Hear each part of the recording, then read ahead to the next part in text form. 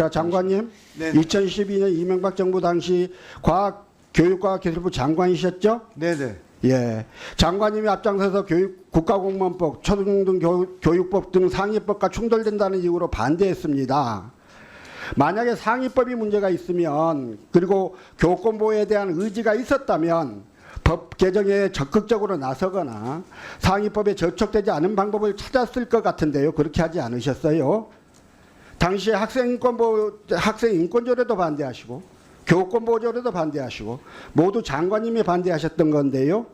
그런데 이제 와서 학생 인권조례 때문에 교권이 무너졌다 이러면서 교육감 탓을 하고 계세요. 도저히 저는 이해가 잘 가지 않습니다. 답변 좀 드려도 되겠습니까? 조금 제가 더 말씀을 드리고요. 더 황당한 사실 말씀드릴까요? 당시 교가부가 교권보호조례에 반대한다는 소를 대법원에 제소하고 한 달 뒤에 이주호 장관이 교권보호 종합대책을 발표했는데요. 그 내용이 교권보호조례에도 담겨있는 내용들을 끌어다 썼어요. 자, 이걸 만약 조례로 만들면 항구적인 법률이 되기 때문에요. 교권보호에 대한 여러 가지 것들이 가능했을 텐데 장관의 정책으로 발표를 하고 나니까 장관이 물러나고 나면 그 정책이 흐지부지 될 수밖에 없었습니다.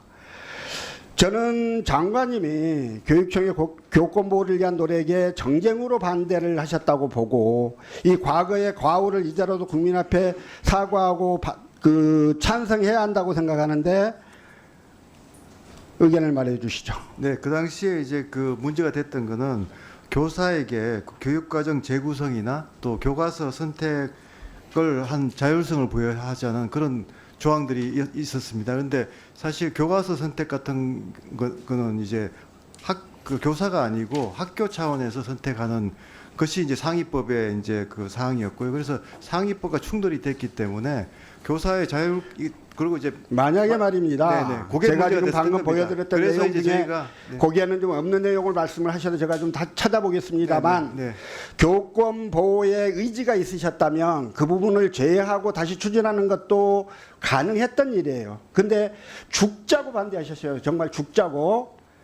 자, 확실히 해두겠습니다. 교사 인권 침해, 교권 침해는요.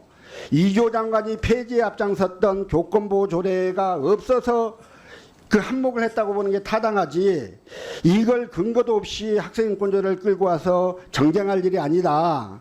윤석열 정부는 교원을 위한 정책이 무엇인지 제발 현장의 의견을 수렴해서 정책을 설계하시기를 부탁드립니다.